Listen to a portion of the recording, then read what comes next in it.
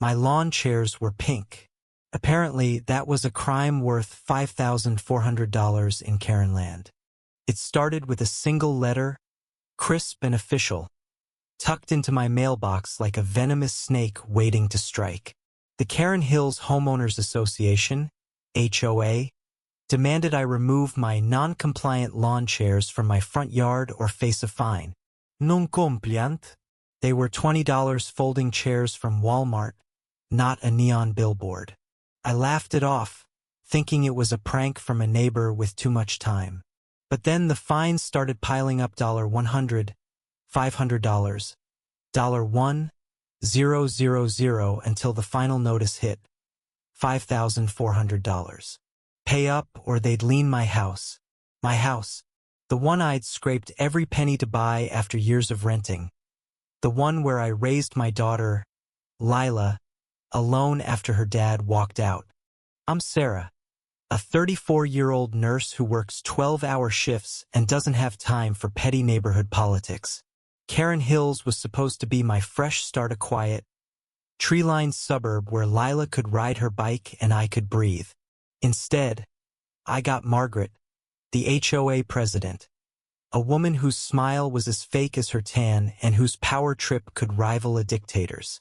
Margaret ruled Karen Hills like her personal fiefdom, her clipboard a scepter, her rules an unwritten gospel. Except, as I'd soon learn, there was no rulebook. The first confrontation came fast. I was watering my petunias when Margaret strutted up, her heels clicking like a countdown to war. Sarah, those chairs are an eyesore, she said, her voice dripping with honeyed venom. They violate Section 4, Clause 2 of the HOA guidelines. I blinked. What guidelines? I never got a rulebook. She smirked, adjusting her sunglasses. It's common knowledge. Neutral colors only. Pink is disruptive. Disruptive? I almost laughed. My chairs were the least disruptive thing in a neighborhood where Karen Hills gossip mill churned louder than a jet engine. I ignored her. Big mistake. The fines kept coming, each one bolder, like Margaret was testing how far she could push me. I called the HOA office, no answer. I mailed bounced back. I even knocked on Margaret's door, but her husband, a meek accountant named Phil, just mumbled about following protocol. Protocol? My savings were draining, and Lila was asking why we couldn't afford her soccer camp anymore. I was furious, but I wasn't a lawyer. I was a single mom with a mortgage and a kid who deserved better than this. The breaking point came at the annual HOA meeting. I'd had enough. Armed with a folder of every fine notice and a thermos of coffee to keep me sharp, I walked into the community center. The room was packed, neighbors I barely knew, all whispering, their eyes darting between me and Margaret, who sat at the head table like a queen on her throne. I stood up, voice shaking but loud. Where's the rulebook? I demanded. Show me where it says my chairs are illegal. Silence.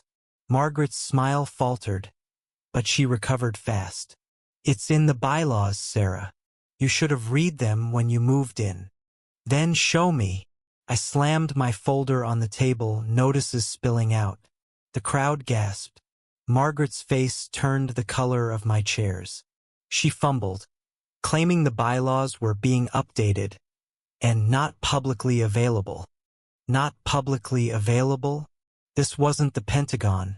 It was a suburban HOA. Whispers turned to murmurs.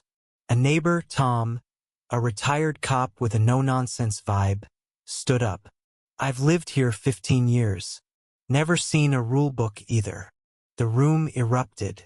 Margaret's allies, two board members who looked like they'd been plucked from a country club, tried to calm everyone. But the damage was done. I wasn't done. I dug deeper. With Tom's help, we combed through public records, state laws, anything we could find. Turns out, Karen Hills HOA was barely legal. They'd never filed their bylaws with the county, a requirement for enforcing rules. Margaret's guidelines were a fiction, a house of cards built on intimidation. She'd been fining people for years. $200 for untrimmed hedges, $500 for unauthorized mailboxes, pocketing the money through a shady LLC tied to her husband. My $5,400? Just the latest in her scam. The lawsuit was inevitable.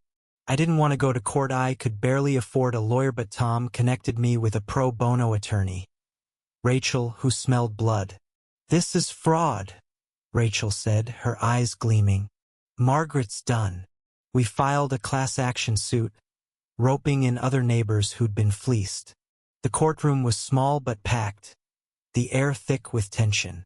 Margaret sat across from us, her lawyer sweating through his suit.